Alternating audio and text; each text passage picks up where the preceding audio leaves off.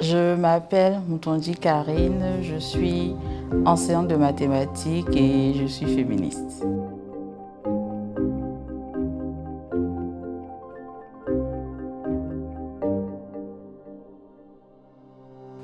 Je suis intelligente, belle et gentille.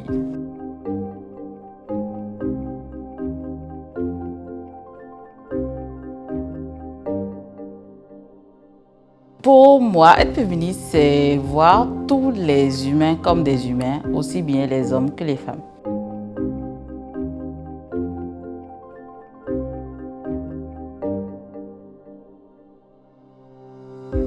Dans une discussion, je disais à quelqu'un que mon féminisme, je l'ai en moi et que je l'emmène partout. Donc, je vais dire ça, mon féminisme, je l'ai en moi et je l'emmène partout.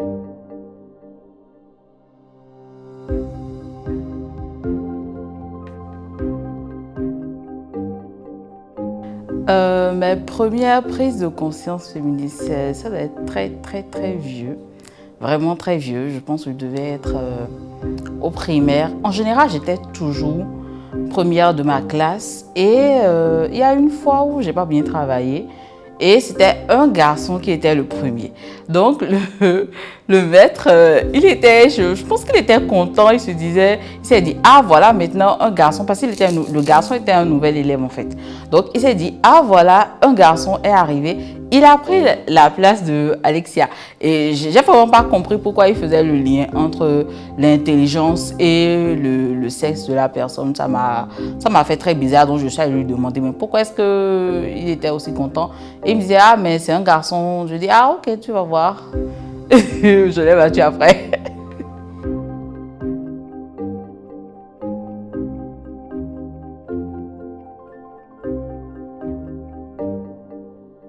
J'ai commencé mon parcours militant d'abord par la santé de reproduction des adolescents et des jeunes. C'est ce que j'ai fait premièrement. Donc, je travaille avec les jeunes, évidemment. Bien sûr, quand vous êtes dans la SR, on dit souvent SR, quand vous êtes dans la SR, vous êtes plus amené à travailler avec les jeunes filles. Donc, à l'époque, j'étais dans un groupe théâtral, on faisait de la déclamation poétique. Donc, j'utilisais mon talent pour sensibiliser, pour faire du plaidoyer. On a fait énormément de plaidoyer. J'en ai d'ailleurs de très bons souvenirs. Je me rappelle d'une campagne pour la lutte contre le mariage des enfants où je me suis retrouvée sur la même scène qu'Angélique Kidjo. C'était vraiment l'un de mes plus beaux souvenirs. J'ai utilisé beaucoup mon talent.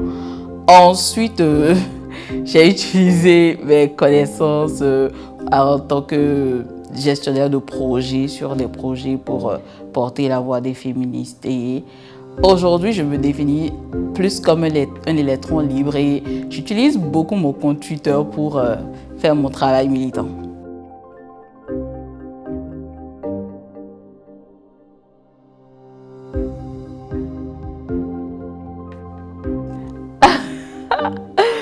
Aujourd'hui, mon action concrète et précise, c'est le militantisme en ligne. C'est ce que je fais très concrètement et très précisément.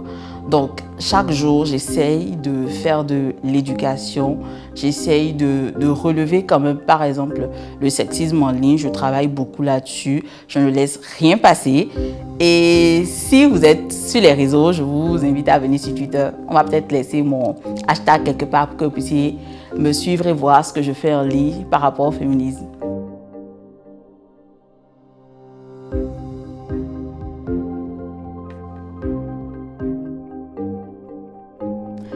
Oh, comme j'ai dit que mon engagement était en ligne, le principal défi que je rencontre aujourd'hui, je vais dire que c'est le cyberharcèlement.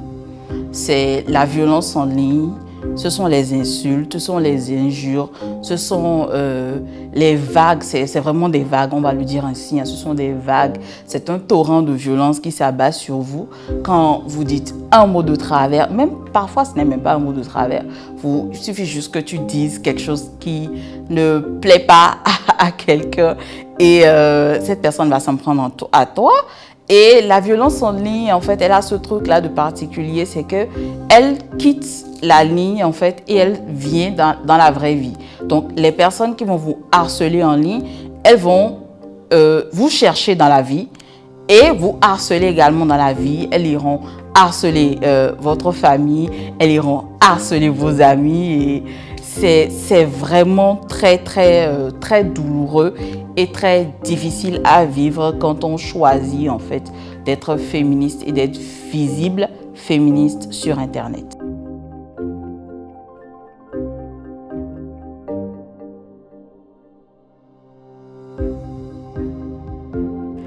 Ah ça c'est la question à $1 million. En fait, je pense que chacun à son niveau peut faire quelque chose pour éradiquer les violences faites aux femmes. Le principal problème que moi j'ai aujourd'hui, c'est la passivité en fait. Il y a des gens qui ne sont pas activement auteurs de violences, mais ils ne sont pas aussi activement contre les violences. Mais quand on ne fait rien, le mal prospère. Donc c'est à chacun de nous de doter nos œillères et de faire face en fait à la violence. Parce que beaucoup de personnes vivent dans le déni. Quand vous leur parlez des violences faites aux femmes, ils disent « Ah bon, tout cela se passe ». C'est un peu comme si les femmes vivaient dans un monde parallèle et que le reste du monde vivait dans un autre monde et qu'ils ne voyaient pas alors qu'ils le voient tout le temps. Ils le voient tellement peut-être ils l'ont normalisé. Donc il ne faudrait plus qu'on normalise les violences faites aux femmes. Ça doit être quelque chose qui doit nous révolter à chaque fois, tout le temps. Et tout le monde a quelque chose à faire. Même si c'est juste dire à son bro, ce commentaire que tu viens de mettre est sexiste, ne fais plus ça ou le viol est un crime une fois par semaine, un tweet en passant. Voilà. Bien sûr, ça c'est la responsabilité individuelle, mais il y a aussi la responsabilité politique qui est capitale. Nous avons besoin de politiciens féministes. C'est important et on ne va pas avancer sans ça. Donc on a besoin de politiciens féministes et de politiques féministes. Voilà, donc si un jour je me présente aux élections, votez pour moi.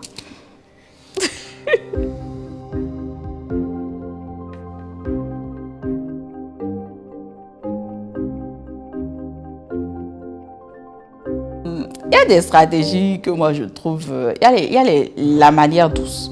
La manière douce, c'est l'éducation. Je suis enseignante, donc je vais dire que l'éducation marche. Ça marche beaucoup. Mais l'éducation, pour que ça marche, il faut que ça aille de pair avec l'exemplarité. Aujourd'hui, quand vous allez parler des violences faites aux femmes, les gens vont vous dire « Ouais, c'est vrai ». Et surtout, il faut éduquer les enfants dès le bas âge. Bien sûr que c'est bien d'éduquer les enfants dès le bas âge, de leur parler des droits de la femme, de leur montrer que les hommes et les femmes sont égaux. Mais il faudrait aussi que les adultes qui ont déjà intégré les comportements sexistes puissent se remettre en question et donner l'exemple. Parce que les enfants, ils copient ce qu'ils voient. Donc, il faut vraiment que ça, on fasse ça. Il y a, bon, pour les adultes, hein, il y a la sensibilisation, il y a la déconstruction, ça marche aussi. Il y a l'autre chose qui est très efficace, c'est la répression. Ça, c'est très efficace. Quand on réprime les violences faites aux femmes, elles baissent. Les gens ne sont pas stupides. Quand ils savent que s'ils font ça, ils vont aller en prison, eh bien, ils ne le font pas. Voilà.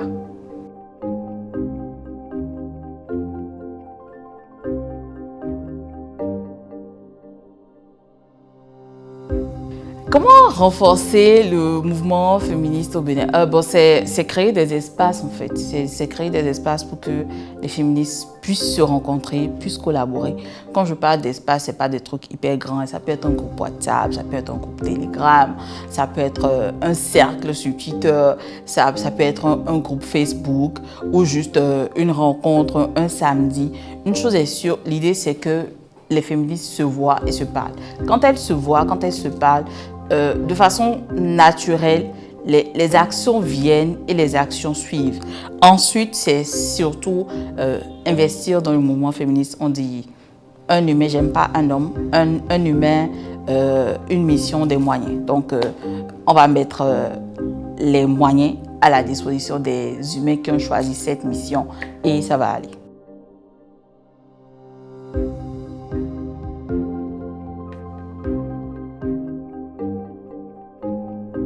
La collaboration intergénérationnelle, les stratégies à développer. Bon, nous, on est dans une société très stratifiée par âge et il faut quand même le dire que les vieux, les jeunes c'est pas d'office en fait. Mais je pense qu'on va devoir aller au-delà de ce qu'on a l'habitude de faire. Donc, si c'est en Afrique ici, on veut bien que ce soit les jeunes qui aillent vers les vieux.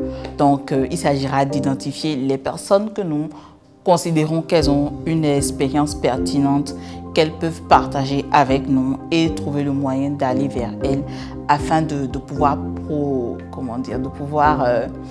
profiter de cette expérience. Mais c'est aussi le lieu de lancer un appel à toutes les personnes qui nous ont précédés.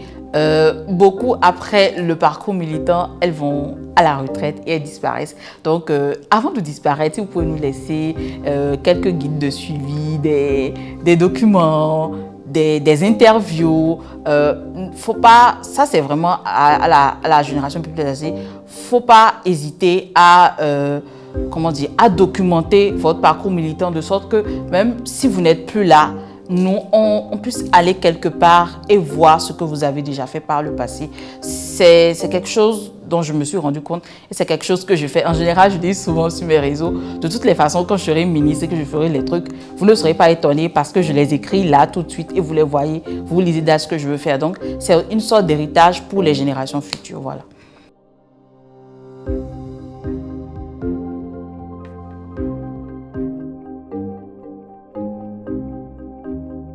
Mon grand rêve, c'est que les filles et les femmes du Bénin soient éduquées. Voilà, je veux qu'elles soient éduquées.